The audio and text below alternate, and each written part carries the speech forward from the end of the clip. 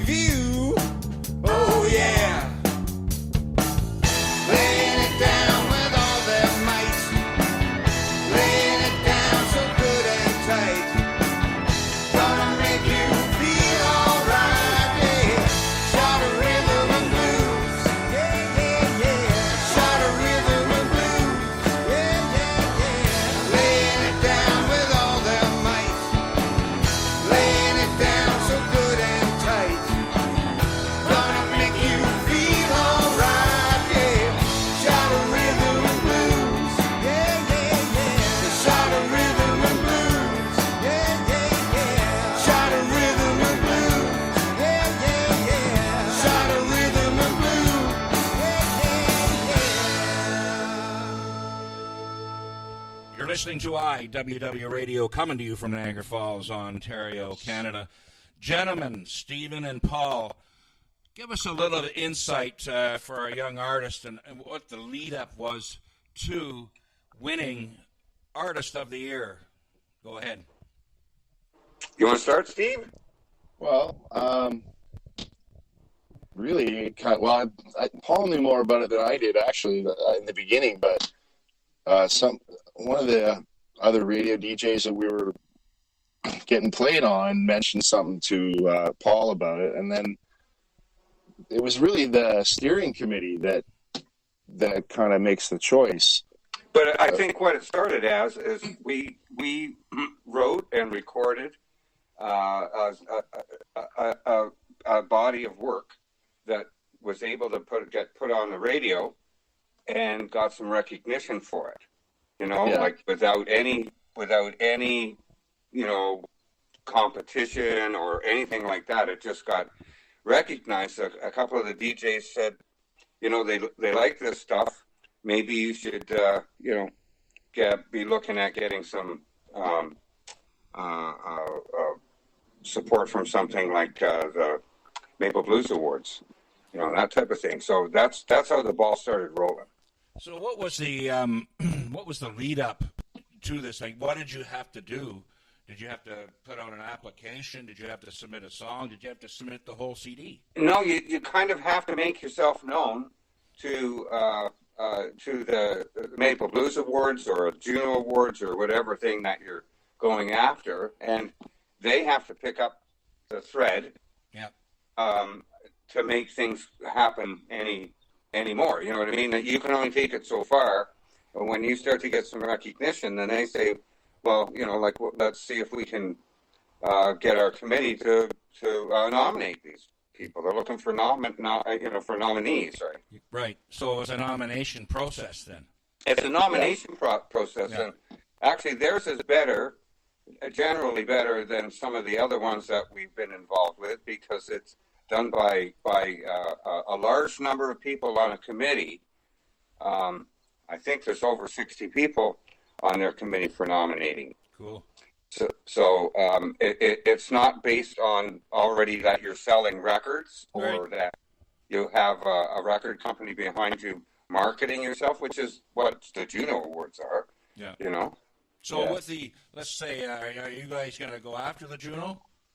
We applied last year. We were actually considered for it and didn't make the short list. Okay. So that's something that by us going ahead and recording, and getting new material out there and hopefully getting it into them, that will actually get a proper consideration. But it's very hard with the Junos because right now we're an independent band. Mm-hmm. And although they do have some independent people, it's not very common. Yeah. Stephen, give us. Obviously, you recorded, and did you give us a little insight on the recording of that? The process. I know you did it yourself. Yeah. Well, usually we just kind of roll through some rehearsals and feel out the arrangements. Not for a long time. Like we'll do it a couple times, and then we're always just set up exactly like we rehearse. There's monitors on the floor. We sing live, and I've got it pretty well isolated where I'm not a slave to that. We can make changes, but we generally don't. And we usually, a lot of those guitar solos are printed while we're playing the bed. Yeah. And, there's even a track on the first album where Paul's bed track vocal is the vocal. And that's, we try to learn the song and play it well. And then, and not do a pile of overdubs.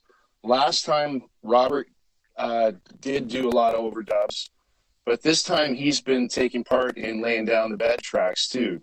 Oh, cool. So, which I like because, it kind of lets me hear what he and I are doing together early on, and I can kind of, craft my parts accordingly, right? Instead of just, laying it down as a guitar, drums, bass, and then seeing what fits around it kind of thing. So I prefer to get as much of it, live as possible.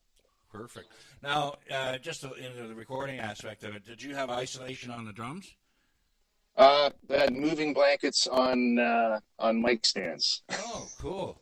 No, it's you know, it's different, but whatever works, right? You know. Yeah, no, it's working. I'm extremely lucky. This room is not particularly designed, but it works out. I get very little leakage, even though, you know, we're probably only about 8 feet from the drum kit, maybe. You know, it's a 14 by 25 room with 2 consoles and a bunch of recording gear.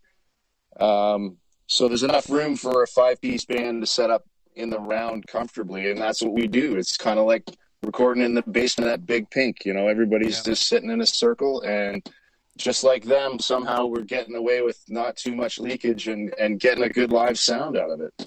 How does that work for, you said, monitors and everything? What about the leakage in the monitors? Like from the... Joe doesn't have a wedge back by the kit. Right. So there's only a bit of vocals in my wedge and Paul's wedge, and we do back them up from our usual rehearsal level a bit. So we're really not getting... And most of the time, the lyrics are already set. Yeah. When we're at this point. So... generally, you know, when we go back and do a proper vocal, it masks it pretty well. And sometimes I get a happy accident of a little bit of doubling here and there, which sounds cool. I guess there would be some kind of latency, right? Yeah, it's got a little bit of magic, you know, from the room. Yeah, or that's whatever. right. Yeah. Happy accidents. Yeah, it's called a mojo in the room. That's right. All right. Other people have said that, Fred. Really? Oh. I've done a lot of mojo. records. I've done a lot of records for people here. Yeah. Yeah, it's the name of the band. Yeah. All right, well, let's listen to another one. Should have seen the signs.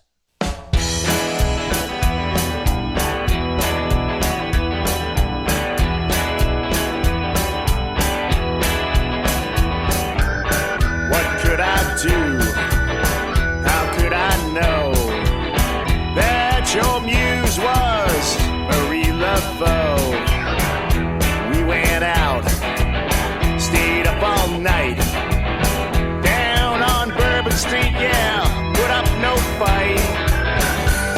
I should have seen the signs. I pointed back to you.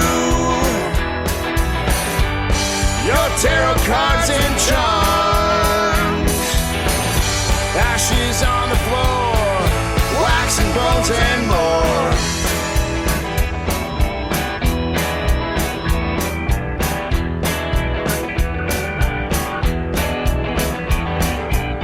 I didn't dream it, my fate you sealed it, when I took you to my room. Thunder came and took it all away under a waning crescent moon. I should have seen the signs. I pointed back to you. Your tarot cards and charms, ashes on the floor, wax and bones and more.